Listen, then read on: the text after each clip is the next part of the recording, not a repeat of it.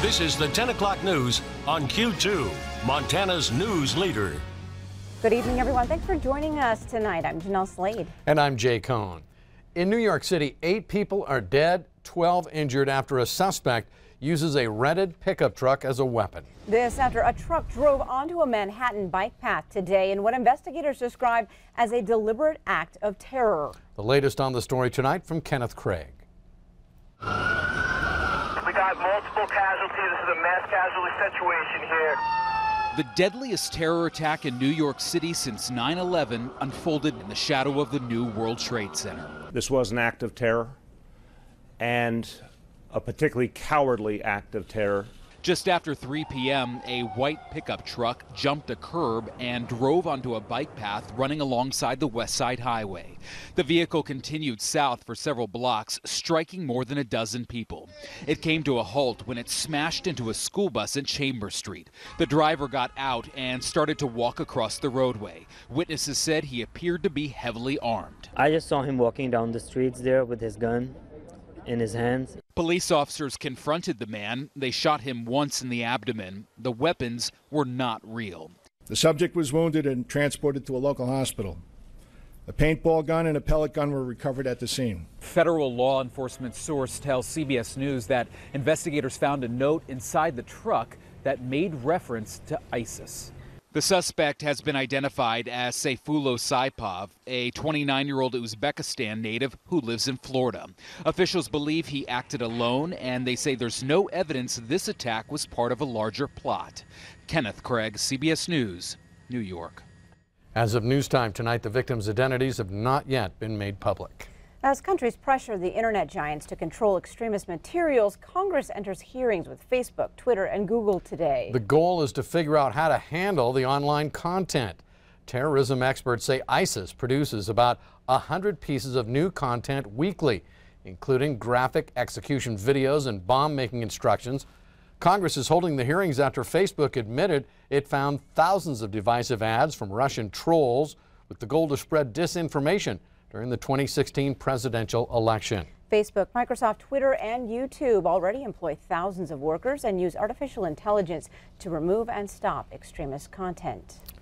A federal judge today ruled that the Signal Peak coal mine near Roundup can continue to mine and stockpile coal while the federal government works to complete an environmental assessment of the mine's expansion plans.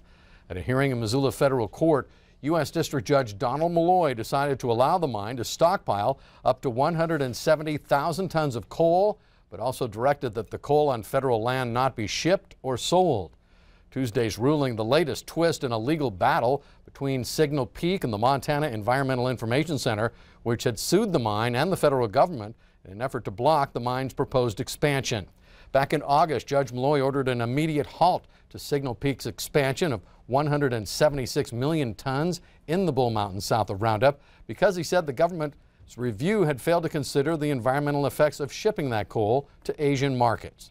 Earlier this month, the company requested a stay in the judge's ruling. Well, we're very pleased with the judge's decision, and especially for our employees. We'll just keep trying to make progress so that we can keep the mine open and keep as many people employed as we can. We're happy about the layoffs avoided, but this whole problem has been the problem of the company's own making by ignoring the law in the first place. And we're disappointed the law doesn't seem to mean a whole lot.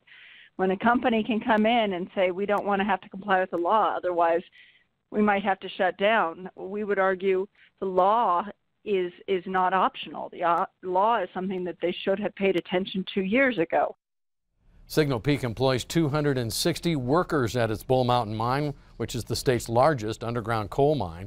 Completing a new environmental assessment is expected to take between 6 to 7 months. Time is running short to come up with a solution to Montana's more than $200 million budget crisis. Our chief political reporter Mike Dennison has the latest for us tonight on this developing story. It's been 2 months since Governor Steve Bullock announced the state budget has a $227 million hole and that it needs to be filled by a combination of spending cuts and something else. But with the budget clock ticking away, neither the governor nor state legislators have come forth with a detailed plan on how to resolve the crisis. The Bullock administration outlined more than $200 million in spending cuts in early September that he can make himself. Then the Democratic governor said he doesn't want to cut that deep and that the Republican-controlled legislature needs to meet in special session to approve budget transfers and tax increases to minimize the cuts. Bullock, however, has yet to outline a specific proposal. That's frustrating leaders of the GOP legislature. We need to see a very specific set of reductions in spending. We then need time to react to that and put together our plans depending on whatever he has done. And it takes time to do that. In just 4 weeks, the state must make a big monthly payment to public schools. Bullock has said if lawmakers don't meet by then to generate some more money, there's not enough cash in the state treasury to cover it. Democratic House Minority Leader Jenny Eck says the governor and key lawmakers have held numerous meetings to find a solution they think a majority of the legislature will pass. Because we have been pushing and pushing and pushing for months for a solution here, and it is absolutely beyond time to come up with one. And, you know, the governor has been at the table, we're at the table, we are absolutely looking to reach an agreement. It is absolutely critical that we do. The discussion include liquor taxes, rental cars, and lodging. But when asked what the final proposal might be or when it will be made public, Bullock's office says negotiations are ongoing and fluid. If a special session is to happen in November, Governor Bullock will have to pull the trigger very soon. But as of Tuesday, still no word on when or if that's going to happen. Reporting from Helena, Mike Dennison, MTN News. Thank you, Mike. The governor has the authority to call lawmakers back into session and outline that agenda. Yellowstone County's new district court judge is Don Harris. Governor Steve Bullock appointing Harris to fill the former Judge Russell Fagg's seat. This after Fagg resigned to run for the Republican nomination to challenge Senator John Tester in 2018. Harris has practiced law here in Yellowstone County since 1983. He's a partner with Harris, Gannett, Varela, and received both his bachelor and law degrees from the University of Montana. Harris was one of 3 finalists forwarded to the governor by the Judicial Nomination Commission. Billings City Council will choose between 5 candidates for the next city administrator. All 5 men will interview at the end of November. The finalists include the city managers in Great Falls, Helena, and Boulder City, Nevada, deputy city manager in Fort Collins, Colorado, and a general manager of the Truckee Airport District near Truckee, California. It's expected the current city council will hire Tina Bullock's replacement before new council members are sworn in. Both Billings hospitals found their grades out today about patient safety, both receiving different grades. The hospital safety grade, conducted through data collection and reporting initiatives, awarded an A to Billings Clinic. St. Vincent Healthcare scored a C. That's a decline from its A's and B's in the past 3 years.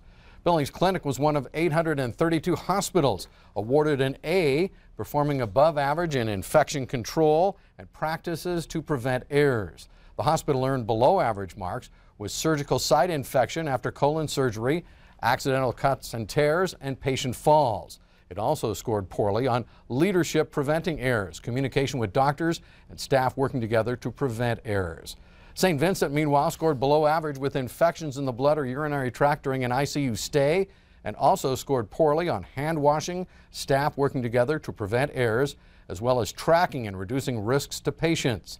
While St. Vincent scored above average in most categories for its doctors, nurses, and hospital staff, it did score below average on effective leadership to prevent errors and having enough qualified nurses. You can read the full report detailing each of the hospital's grades right now at ktvq.com. Game wardens are asking for help to catch a poacher who left 2 spike elk south of Big Timber. The landowner found the dead elk Sunday on U.S. Forest Service land near Green Mountain between the East Fork and the main stream of the Boulder River. The poacher removed a small amount of meat and teeth from 1 elk, but the remainder was left to waste. A small warming fire was also built next to the 2 dead animals. You can call the Fish, Wildlife and Parks 24-hour tip line and qualify for up to a $1,000 cash reward. On to the weather scene tonight, and those trick-or-treaters, Bob, missed out on some of the incoming snow, but they definitely dealt with a little rain out there. Yeah, we had some rain move through south central Montana, moved through Billings, through Yellowstone County, into Bighorn County, and that's where the storm stalled tonight. A little hole opened up behind it, but then all of a sudden more moisture moved in and filled in that hole, so we still have light rain falling in the Billings area. Looks like it will probably for a few more hours. But let me show you what we have working for us now. As you can see, we've got a number of things on the threat board all the way through western Montana. First off, we start off with a winter storm warning that starts in the front range of the Rockies. Could see 1 to 4 inches of snow in the valleys and also up in the mountain pass areas. But up in the higher elevations, it's 6 to 12 inches of snow there. In the Absaroka Mountains, could see maybe up to 19 inches of snow there. The Beartooths could see 20 inches of snow. Meanwhile, the Bighorn Mountains could see up to 18 inches of heavy snow in that region. Meanwhile, look at this. On the outer edges of that storm, we can see 1 to 4 inches of snow up in Montana, and probably maybe 2 to 4 inches in Wyoming, in Sheridan County. Then here in the Yellowstone County and also in towards the Beartooth foothills, we could see a wind advisory till tomorrow morning, about 60-mile-per-hour winds. We still have a winter storm watch for basically the Cody foothills and also Buffalo County, Buffalo, Wyoming. And then finally, look at these crazy winds in Wyoming, anywhere from 55 to 80-mile-per-hour winds expected the next 2 days. It's going to be really messy around here. We'll have more on this coming your way in a few more minutes. All right, thanks, Bob. Still to come on tonight's 10 o'clock news, your favorite beer could be in trouble. We'll check out the production problems next. Plus, the MSUB basketball team just signed a secret weapon. We'll meet the Tiny All-Star. And in sports, these two local standouts are crowned National Athletes of the Year tonight in Florida. Scott fills us in. You're watching MTN News with Jay Cohn and Jeanelle Slade. Storm Tracker weather with Bob McGuire. And sports with Scott Green.